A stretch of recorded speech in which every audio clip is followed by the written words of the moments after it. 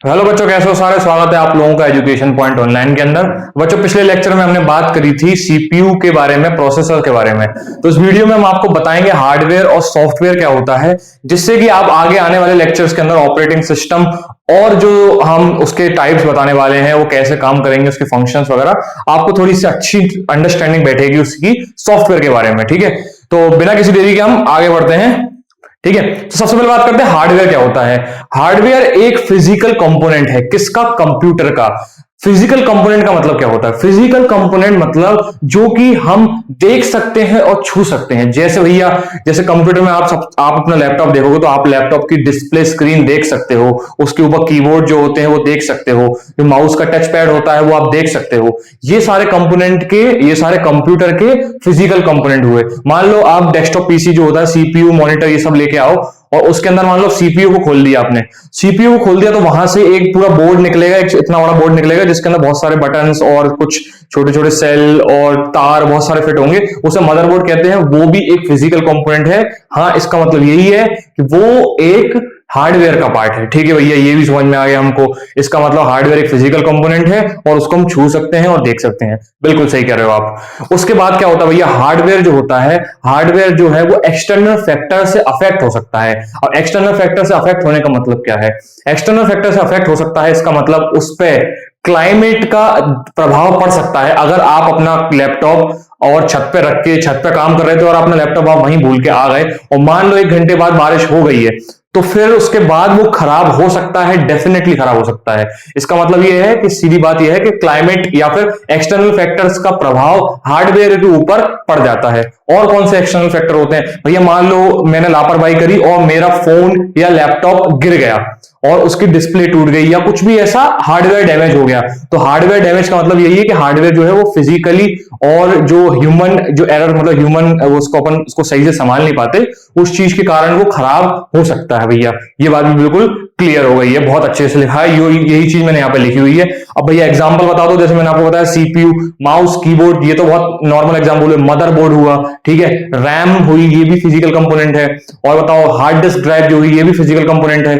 ठीक है, तो ये सब उसके एग्जाम्पल लिखे हुए हैं। यही मैंने बोला था कि भैया जो हार्डवेयर होता है वो एक फिजिकल कंपोनेंट होता है जिसको हम देख सकते हैं और छू भी सकते हैं। ठीक है भैया, ये भी समझ में आ गया है।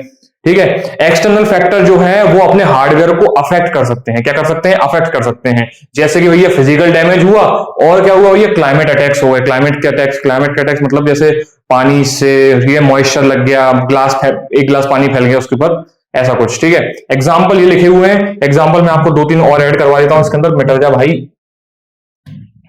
ठीक है, एक दो एग्जाम्पल मैं और ऐड कराता हूं, साइड में हट के करा देता हूं। ठीक है, ठीक है, जैसे HDD, हार्ड डिस्क ड्राइव या फिर सॉलिड स्टेट ड्राइव। ठीक है, ये एग्जांपल और होता है। मदरबोर्ड लिखा ही हुआ है यहाँ पे। ठीक है, और आप रैम भी लिख सकते हो। ठीक है, इस चीज को आप नोट कर लेंगे ना तो थोड़ा सा आपको अच्छा लगने लगेगा। और आप इसको नोट कर लीजिए। एक मिनट में थोड़ी सी जगह दे दूं नोट करने की। ठीक है, दोबारा लिख देता हूं यहाँ, HDD। ठीक है भाई, नोट कर लो भाई इसे बहुत अच्छी तरीके से। अरे बहुत प्यारा, बहुत प्यारा, बहुत प्यारा। ठीक है भाई, बहुत ज्यादा जिंदगी में हार्ड हार्ड बातें हो चुकी हैं, थोड़ी सी सॉफ्ट सॉफ्ट बातें भी कर लेते हैं। तो सॉफ्टवेयर के बारे में बात करते हैं भैया। सॉफ्टवेयर क्या होता है? सॉफ्टवेयर एक प्रोग्राम है। प्रोग्राम क्या होता है भैया? प्रोग्राम एक सेट ऑफ इंस्ट्रक्शंस है। जैसे फॉर एग्जांपल, आप जब भी खाना बनाते हो तो खाना बनाते टाइम आपके पास 3 ऑप्शन रहते हैं। अगर आपको मान लो कोई रेसिपी बनाने, मतलब कोई भी डिश बनानी नहीं आती, जैसे आपने मटर पनीर सोचा बनाने का, और अगर आपको वो बनाना नहीं आता है तो आप क्या करोगे? सबसे पहले आपका काम करोगे, हो सकता है उसकी रेसिपी बुक खरीद के ले आओ। ठीक है, फिर उसमें से जो जो लिखा होगा वो आप करते जाओगे तो शायद आपका कुछ ना कुछ मोटा मोटा थोड़ा बहुत खाने लायक तो बन ही जाएगा। ठीक है, और अच्छा एक ऑप्शन क्या भैया, यूट्यूब खोलेंगे, यूट्यूब पे डालेंगे कि भैया मटर पनीर कैसे बनाए। उसके बाद एक आंटी अंकल और भैया जो भी उसके ऊपर आएंगे वो आपको जो बताएंगे कि ऐसा ऐसा करना है, इतनी इतनी क्वांटिटी में कौन कौन सी चीजें लेना है, वो आप उसके अंदर डालोगे और हो सकता है पहले से थोड़ा सा अच्छा बन जाए। और एक और ऑप्शन क्या होगा भैया, हो सकता है आप अपनी मम्मा को कॉल करो, मम्मा को बोलो कि मम्मा मुझे मटर पनीर बनाना है, और आपकी मम्मा अच्छा सा बहुत एकदम पूरा एक्सपीरियंस के साथ आपको बता देंगी।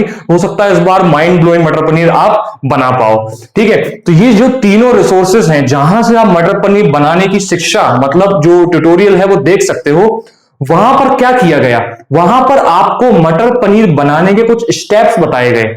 ठीक है, पहले भैया मटर पनीर लेके आओ, ठीक है, मटर और पनीर मतलब अलग अलग लेके आओ। उसके बाद भाई कढ़ाई लो, उसमें तेल डालो, फिर मतलब उससे पहले क्या करो भैया, प्याज भून लो, लहसुन भून लो, टमाटर भून लो, फिर उनको उनकी चटनी बना दो, मतलब बेसिकली पीस दो ताकि ग्रेवी बन सके। फिर प्याज तल के, फिर दुनियादारी जितना भी क्या है, ये स्टेप्स हैं किस चीज को बनाने के, मटर पनीर को बनाने के। ऐसे ही क्या होता है, कंप्यूटर के अंदर प्रोग्राम काम करते हैं। जैसे फॉर एग्जांपल एक गेम हुआ, ठीक है, हमारा ऑपरेटिंग सिस्टम, ये भी एक तरह का सॉफ्टवेयर है। और क्या हुआ भैया, Adobe Photoshop, Adobe Premiere Pro, ये सारे प्रोग्राम्स हैं, एप्लीकेशंस हैं, इनको बनाया गया होगा। इनको बनाने के लिए जो सेट ऑफ इंस्ट्रक्शन लिखे हैं, जैसे भैया ओपन का बटन दबाओगे तो क्या होना चाहिए, रन का बटन दबाओगे तो क्या होना चाहिए, ये सारे एग्जीक्यूशन के लिए स्टेप्स लिखे गए, उसके बाद जाके आप इसको इंप्लीमेंट कर पा रहे हो।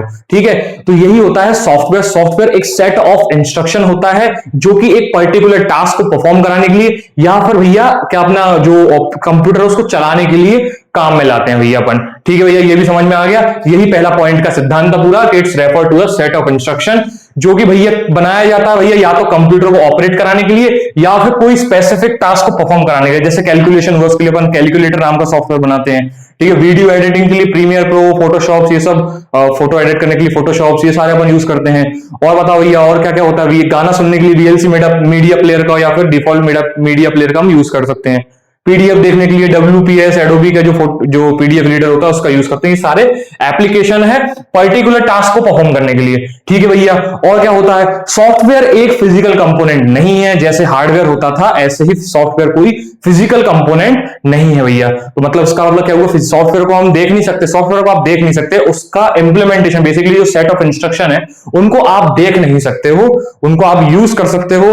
और इन सम केसेस अगर आपके पास सीडी ड्राइव है उसकी बेसिकली तो हार्डवेयर है, तो वो टच भी नहीं कर सकते। ठीक है, तो यही बात लिखी हुई है यहाँ पे कि सॉफ्टवेयर जो है हार्डवेयर की तरह, मतलब हार्डवेयर जो था वो एक फिजिकल कंपोनेंट था, पर सॉफ्टवेयर एक फिजिकल कंपोनेंट नहीं है भैया, नहीं है। ठीक है, सॉफ्टवेयर एक फिजिकल कंपोनेंट नहीं है भैया। ठीक है, ये पॉइंट यहां पे लिखा हुआ है, unlike hardware software is not a physical component, लिख लेना, यहां पे मैं लिख देता हूं।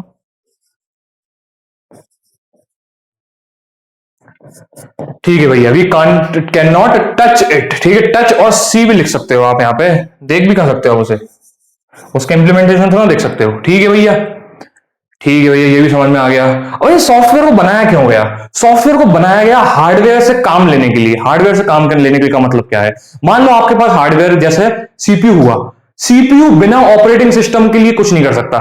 समझ रहे मेरी बात, अभी मैं आपको बताऊंगा ऑपरेटिंग सिस्टम क्या होता है, ऑपरेटिंग सिस्टम के फीचर क्या क्या होते हैं, अभी मतलब अगले लेक्चर में बताऊंगा।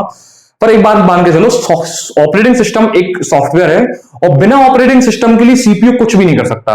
ठीक है भैया, एक चीज बात समझ में आ गई, बिना किसी एंटीवायरस सॉफ्टवेयर के आपके लैपटॉप में से एंटी वायरस नहीं हट सकता। ठीक है, ये भी बात समझ में आ गई।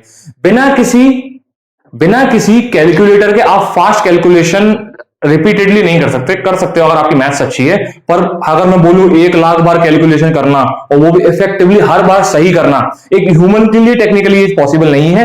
पर हाँ भाई, सॉफ्टवेयर ऐसा कर सकता है, एक प्रोग्राम, एक एप्लीकेशन ऐसा कर सकता है। ठीक है भैया, एक और चीज बताओ, लास्ट पॉइंट ये है कि अगर सॉफ्टवेयर खराब हो जाता है, ठीक है, अब सॉफ्टवेयर खराब होने का मतलब उसका मतलब क्या है, सॉफ्टवेयर खराब हो गया इसका मतलब उसका मायना क्या हुआ, मायना ये हुआ कि सॉफ्टवेयर जो खराब होता है तो उसको बोलते हैं भैया वो माइल फंक्शन हो गया है या वर्क नहीं कर रहा है, कंपैटिबल नहीं है।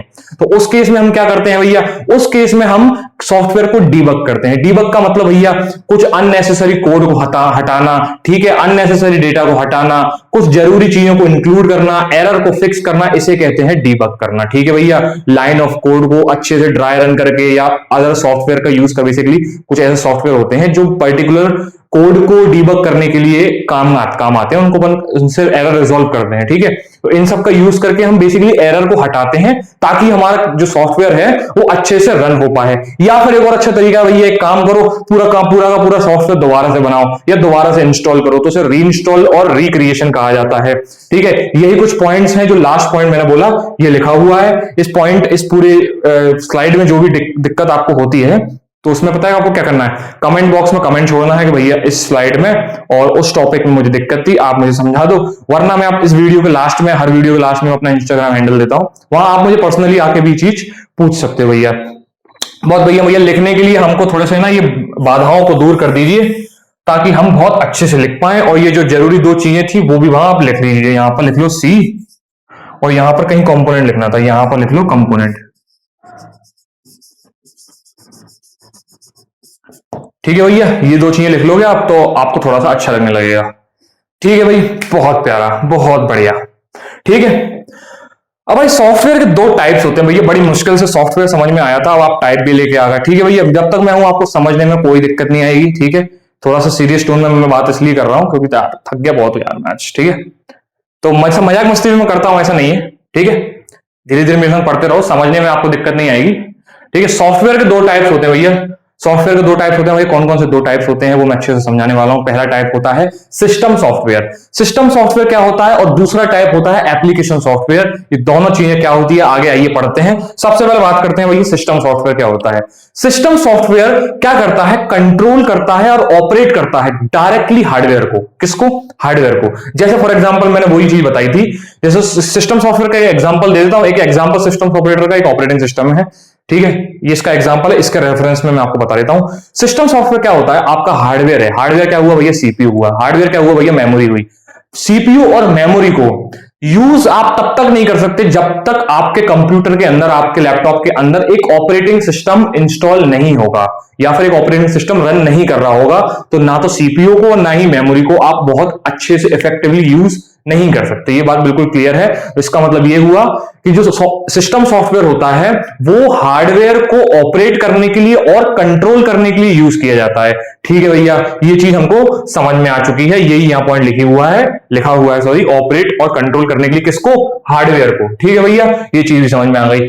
जो सिस्टम सॉफ्टवेयर होता है वो हार्डवेयर और यूजर के बीच में एक लेयर का काम करता है। भैया वो लेयर आपने ऐसे हाथ से तो बता दी, एक बार बना के बता दो। मान लो यहां पर यूजर कहीं बैठा हुआ है, ठीक है, और यहां बीच में कहीं हमारा हार्डवेयर है, यहां पे अपनी ये मेमोरी हो गई और हमारा जो भी सीपीयू का काम हो गया, प्रोसेसर हो गया बेसिकली। इसके बीच में एक लेयर है। ठीक है, इस लेयर के थ्रू ही आप इस हार्डवेयर से बात कर सकते हैं, और उस लेयर का नाम है सिस्टम सॉफ्टवेयर। ठीक है भैया, अब इसका भैया ये दिखता कैसा है, देखो मैं बताता हूं। जब आप कंप्यूटर को ओपन करते हो तो आपको डेस्कटॉप पे आइकन दिखते हैं, कर्सर दिखता है। ये सब आपको फैसिलिटीज ऑपरेटिंग सिस्टम प्रोवाइड कराता है, मतलब बेसिकली एक सिस्टम सॉफ्टवेयर प्रोवाइड कराता है। वरना आपको मैनुअली जाके एक एक मेमोरी एड्रेस को मैनिपुलेट करना पड़ेगा भैया। अगर मुझे मतलब बेसिकली इसका मतलब क्या हुआ, मतलब भैया अगर आपको डेटा स्टोर कराना है तो मेमोरी के अंदर जाके हर एक ब्लॉक के ऊपर आपको 01010101 की कोडिंग करनी पड़ेगी, मैनुअली करनी पड़ेगी। पर अगर आप एक सिस्टम सॉफ्टवेयर का यूज करते हो, जैसे कि ऑपरेटिंग सिस्टम हुआ, वहां पर क्या होगा, ये काम आपको वो सिस्टम सॉफ्टवेयर, वो ऑपरेटिंग सिस्टम खुद से करके देगा। आपको ज्यादा कॉम्प्लेक्सिटी में फंसने की जरूरत नहीं है। ठीक है भैया, ये भी समझ में आ गया है। ऑपरेटिंग सिस्टम को डिटेल में मैं आगे के लेक्चर में बताने वाला हूं, पर ये 2 पॉइंट जो है वो आपको समझ में आ जाने चाहिए। ठीक है भैया, ये भी समझ में आ गए हैं। उसके बाद क्या होता है भैया, जो एग्जांपल है, जो मैंने आपको बहुत फेमस एग्जांपल दिया सिस्टम सॉफ्टवेयर का, वो की है ऑपरेटिंग सिस्टम। ठीक है, ऑपरेटिंग सिस्टम आज दुनिया में अभी तक के हमने जो बहुत ही ज्यादा यूज होते हैं वो 3 ऑपरेटिंग सिस्टम है। अब भी बहुत ज्यादा यूज होने वाले ऑपरेटिंग सिस्टम है। जैसे कि भैया बहुत मेजर अमाउंट में यूज होने वाला ऑपरेटिंग सिस्टम है विंडोज ऑपरेटिंग सिस्टम। आजकल आप लोग उसको विंडोज 11 10 के फॉर्म में यूज कर रहे हैं। ठीक है भैया, मैक ओएस जो होता है, वो एप्पल का जो भी आप मैकबुक लेके आते हो उसके अंदर मैक ओएस नाम का ऑपरेटिंग सिस्टम इंस्टॉल रहता है। और बहुत ही ज्यादा इफेक्टिवली यूज होने वाला operating system Linux operating system है, जो कि ठीक है। इसके फीचर्स वगैरह क्या होते हैं, आपको अगर आप चाहो तो मैं आपको ऑपरेटिंग सिस्टम वाले वीडियोस में बता दूंगा बहुत अच्छे से। वरना आप ऑपरेटिंग सिस्टम के बारे में बेसिकली बात तो यही है ना कि अपना सब्जेक्ट अभी ये नहीं है। अपना सब्जेक्ट क्या है, सी लैंग्वेज, सी प्रोग्रामिंग की प्रॉब्लम सॉल्विंग अंडरस्टैंडिंग को अपन को डेवलप करना है। तो ऑपरेटिंग सिस्टम पढ़ना हमारा पॉइंट नहीं है, हम उसको सिर्फ उतना पढ़ेंगे जितना हम ये एग्जाम में अगर क्वेश्चन आता है तो बहुत अच्छे से लिख सकें। ठीक है भैया, ठीक है भैया, ये भी समझ में आ गया। डिवाइस ड्राइवर क्या होता है, डिवाइस ड्राइवर भी एक ऑपरेटिंग सिस्टम नहीं, सिस्टम सॉफ्टवेयर का एग्जांपल है। डिवाइस ड्राइवर बेसिकली क्या होता है, आप जब भी अपने कंप्यूटर में एक पेन ड्राइव इंसर्ट करते हो तो पेन ड्राइव की स्पीड होती है स्लो, और सीपीयू की स्पीड होती है मिलियंस इंस्ट्रक्शन पर सेकंड। अब मैंने आपको पिछले लेक्चर में बताया था मेमोरी हायरार्की के अंदर जो पेन ड्राइव होती है वो एक्सटर्नल और बैकअप हार्डवेयर की तरह काम करती है। मतलब बेसिकली हार्ड मेमोरी है, हार्ड ड्राइव मेमोरी है, एक्सटर्नल मेमोरी है, जिसकी स्पीड जो होती है वो स्लो होती है। मैंने वो आपको जो पिरामिड बनाया था ना, उस पिरामिड में वो यहां कहीं आता है, और हमारा तो भैया जो सीपीयू है वो यहां कहीं ऊपर है। सीपीयू से जो जितना करीब होगा उतनी अच्छी उसकी स्पीड होगी। तो यहां पर तो भैया रजिस्टर, कैशे और रैम आता है, ठीक है भैया। तो क्या होता है, डिवाइस ड्राइवर नाम का एक सॉफ्टवेयर होता है जो कि आपके पेन ड्राइव से या फिर कोई भी यूएसबी एक्सटर्नल डिवाइस को सीपीयू की स्पीड के संग मैच कराने का काम करता है, ठीक है। बेसिकली कुछ नहीं करता, वो आपके उस छोटे छोटे काम को फ्रेगमेंट्स में और पेजेस में डिवाइड करके रैम के अंदर लेके आ जाता है, ठीक है। और मतलब बहुत कॉम्प्लेक्सिटी मतलब इस चीज को समझने में थोड़ा सा आपको अपने दिमाग के घोड़े दौड़ाने पड़ेंगे। पर बेसिकली मान के चलो कि मान लो कोई फाइल है जो आपके पेन ड्राइव के अंदर है, अगर उसको सीपीयू को एक्सेस करना है तो वो डायरेक्टली पेन ड्राइव से करेगा तो बहुत स्लो होगा। तो बेसिकली वो उस फाइल को छोटे छोटे सेगमेंट्स में तोड़ देता है और उन सेगमेंट को उठा के रैम के अंदर ले जाता है, और वो जो सीपीयू है वो सीधा रैम से आके उठा लेता है उन चीजों को, वो चीजें एक्सेस हो जाती हैं। अब चाहे तुम वो पेन ड्राइव के अंदर गेम डाउनलोड करने के लिए लाओ, चाहे कुछ भी करके लाओ, ठीक है भाई। ये सब काम होता है डिवाइस ड्राइवर का, ठीक है। और यूटिलिटी सॉफ्टवेयर जैसे डिस्क क्लीनर हुआ, एंटीवायरस हुआ, एंटीवायरस के बारे में बता दिया आपको। डिस्क क्लीनर बेसिकली मान लो कोई जो मेमोरी लोकेशन है वो बहुत समय से खाली पड़ी है या अनयूज्ड पड़ी है, उनको क्लीन करना। या फिर हो सकता है भैया एक मेमोरी लूप होल बन गया कि वो मेमोरी कभी यूज ही नहीं हो पा रही है, ना उसमें कोई डेटा है पर सीपीयू के एक्सेस में नहीं आ रही, तो उन सबको क्लीन करना और मेमोरी रिफिल करना, ठीक है। और एंटीवायरस जैसे सॉफ्टवेयर, मतलब सॉफ्टवेयर के अपने जो कंप्यूटर उसके अंदर से वायरस हटाना, ऐसे कुछ काम भी वही सिस्टम सॉफ्टवेयर करता है हमारे लिए, सिर्फ और सिर्फ हमारे लिए। तो इस चीज को आप नोट कर लोगे तो आपको जिंदगी में थोड़ा सा अच्छा लगने लगेगा। जिंदगी में अच्छा क्यों लगेगा भैया यार, ठीक है भाई, ठीक है भाई, ठीक है भाई। एक और टाइप बोला था भैया आपने, मुझे बताओगे, ठीक है भाई। एप्लीकेशन सॉफ्टवेयर बताते हैं भैया। एप्लीकेशन सॉफ्टवेयर क्या होता है? एप्लीकेशन सॉफ्टवेयर बेसिकली एक ऐसा सॉफ्टवेयर है जो एक स्पेसिफिक काम को करने के लिए बनाया गया। अब वो स्पेसिफिक काम क्या था? जैसे फॉर एग्जांपल भैया यूजर आलसी है, यूजर को वीडियो एडिट करने के लिए एक ऐप की जरूरत है, तो उसने एडोबी प्रीमियर प्रो डाउनलोड कर लिया, बहुत अच्छी बात है, ठीक है। यूजर आलसी है, फिर से सेम बात, यूजर आलसी है, उसको फोटो एडिट करने के लिए एक सॉफ्टवेयर की जरूरत थी, उसने एडोबी फोटोशॉप को डाउनलोड कर लिया, बहुत अच्छी बात है। सेम बात, यूजर आलसी है, उसको क्या करना था, उसको बहुत कॉम्प्लेक्स कैलकुलेशन करनी थी, जैसे 2+2। ये कॉम्प्लेक्स कैलकुलेशन करने के लिए उसने किसकी मदद ली भैया?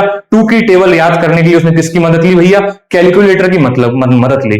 तो कैलकुलेटर क्या हुआ? कैलकुलेटर एक एप्लीकेशन सॉफ्टवेयर हुआ जो कि एक स्पेसिफिक टास्क को करने के लिए यूज किया गया, ठीक है भैया। यही बात लिखी हुई है, स्पेसिफिक प्रॉब्लम और स्पेसिफिक टास्क को परफॉर्म कराने के लिए एक सॉफ्टवेयर की जरूरत होती है जो कि होता है एप्लीकेशन सॉफ्टवेयर। अब इसको ये याद करने का सिंपल तरीका भैया, जो हम मोबाइल्स में कंप्यूटर में ऐप यूज करते हैं वही ये सारे एप्लीकेशन सॉफ्टवेयर होते हैं भैया।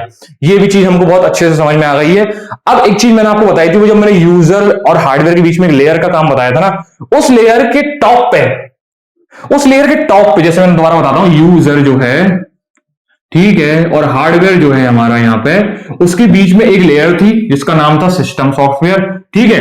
इस लेयर के टॉप पे इंडिविजुअली एक एक एप्लीकेशन सॉफ्टवेयर होता है, ठीक है। ये होता है एप्लीकेशन सॉफ्टवेयर। हर एक मतलब अपने सिस्टम सॉफ्टवेयर की लेयर के टॉप पर इंडिविजुअली एक एक एप्लीकेशन सॉफ्टवेयर होता है। जैसे फॉर एग्जांपल, बहुत सिंपल सा एग्जांपल है भाई, आप अपना डेस्कटॉप ओपन करते हो, उसमें आइकन दिखते हैं भैया, this PC, recycle bin, calculator, ठीक है। और बताओ तो गलती से अगर आपके पास एडोबी का कोई सॉफ्टवेयर आ जाता है, ठीक है, मोबाइल का ऐप खोलते हो, उसमें व्हाट्सएप, कैमरा, वीडियोस, ये सारे पहले से एप्लीकेशन बने बनाए रहते हैं। तो ये क्या है? आपके उस ऑपरेटिंग सिस्टम की लेयर के ऊपर एक एक एप्लीकेशन सॉफ्टवेयर भी है भैया। तो इसका मतलब ये समझ में आ गया कि ये top of the system software के ऊपर काम करता है भैया, इंटरेक्ट करता है। इंटरेक्ट क्या करता है? इंटरेक्ट हार्डवेयर से इंटरेक्ट करता है भैया, ठीक है भैया। भैया इसका मतलब एप्लीकेशन सॉफ्टवेयर भी हार्डवेयर से इंटरेक्ट करता है, बिल्कुल करता है, और उसको मदद लेनी पड़ती है, किसकी? सिस्टम सॉफ्टवेयर की मदद लेनी पड़ती है, ठीक है भैया। Application software is typically developed by company. भैया देखो क्या होता है, होता यह है कि भैया आप लोगों के लिए ये एप्लीकेशन सॉफ्टवेयर बनाता कौन है? ये वही लोग बनाते हैं जो आपकी थोड़ी सी चिंता करते हैं, आपके बारे में फिक्र करते हैं, ताकि आप ऐसे काम जो कि बहुत कॉम्प्लेक्स कैलकुलेशन हुई, जैसे 2+2 करना, 2 की टेबल लिखना, ठीक है, 2 - 2 करना, 1 + 1 करना, इतनी सारी कॉम्प्लेक्स कैलकुलेशंस हैं।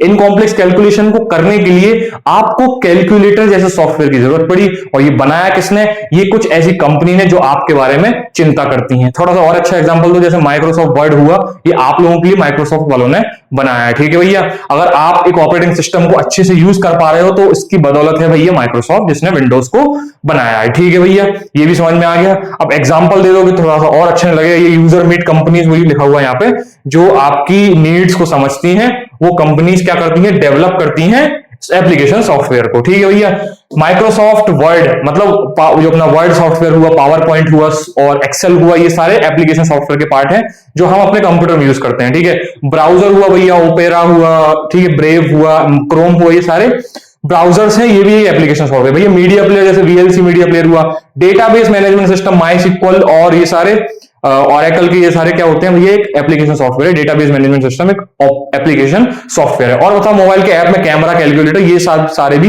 एप्लीकेशन सॉफ्टवेयर का एग्जांपल है। मैं क्या करूंगा, ये डायग्राम नहीं मिटाऊंगा, ये डायग्राम आपके अंडरस्टैंडिंग के लिए है, बाकी सब मैं यहां से मिटा देता हूं। ठीक है भाई, ठीक है भाई। सोनी दे नखरे सोनी लग दे, सोनी दे नखरे सोनी लग दे। ठीक है भाई, तो इस वीडियो के लिए इतना ही। एक चीज और मैं आपको बता दूं कि AKTU का कोर्स जो है वो काय का भैया? M1 का।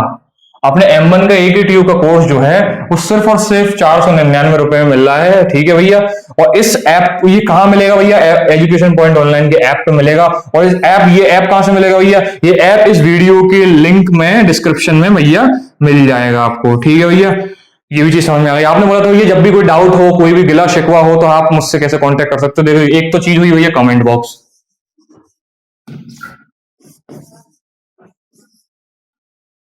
ठीक है भैया, कमेंट कर देना पहली चीज तो। ठीक है, अगर उसके बाद भी आपको लगता है कि नहीं नहीं भाई हमको पर्सनली पूछना है, तो आपको कुछ नहीं करना, __ 2 बार जाना, इंस्टाग्राम पे डालना, 2 बार स्पेस मत देना, वो मैंने आपको समझाने के लिए दे दिया। उसके बाद लिखना पंडित जी, ठीक है, उसके बाद एक बार _ और देना, फिर लिखना ऑनलाइन।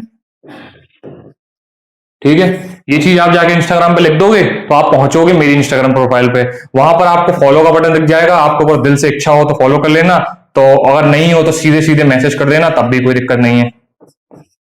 ठीक है, और एक चीज और है, थोड़ी सी दरख्वास्त है, दिल्ली दरख्वास्त है कि अगर आपको ये वीडियो को कुछ भी अच्छा लगता है तो एक प्यारा सा, बहुत ही ब्यूटीफुल सा कमेंट आप या तो वीडियो के नीचे कर दो, या फिर मुझे पर्सनली DM आके बता सकते हो। ठीक है भाई, थोड़ा सा एक और प्रमोशन की बात हो गई। प्रमोशन की बात ऐसी है कि अगर भाई मेरा टीचिंग, पढ़ाने का तरीका आपको पसंद है तो आप मुझसे DSA और जावा के कोर कॉन्सेप्ट पढ़ सकते हो। कहां पर भैया? एजुकेशन पॉइंट कोडिंग नाम के चैनल पे। इस चैनल का भी लिंक आपको डिस्क्रिप्शन के अंदर मिल जाएगा भैया, कोई दिक्कत नहीं होगी। ठीक है, जो सीरी इसी तरह से DSA जो होता है C++ के अंदर, वो सचिन सर आपको पढ़ा देंगे। सेम तरीका भैया इनका भी ऐसे होता है, वो बढ़िया डिटेल में और एक एक चीजों को समझाते हैं, और इसी तरह से कहानियां बना बना के, और आपको DSA सीखने मिल जाता है तो इससे अच्छी बात क्या हो सकती है? वेब डेवलपमेंट में भैया HTML जो होता है, CSS भी होता है, और JS जो होता है वो आपको RN सर बिल्कुल सेम तरीका है भाई। हमारे यहाँ पर लोग ही ऐसे हैं जो इसी तरीके से पढ़ाते हैं, कहानियां बुन बुन के, अच्छे से एग्जाम्पल दे दे के, ये सब चीजों से आपको समझ में आ गया। पाइथन जो हमारे पाइथन जो है वो पाटिल सर पढ़ाएंगे, पाइथन P से पाइथन, और P से पाटिल सर, आदित्य पाटिल सर आपको पढ़ाने वाले हैं। और इतना बोलने के बाद अगर मेरे गले में दर्द नहीं हो रहा है तो आपके दिमाग में जरूर हो रहा होगा, इसलिए मैं बस कर जाता हूं। ठीक है, तो मिलते हैं नेक्स्ट लेक्चर में, तब तक के लिए सीताराम।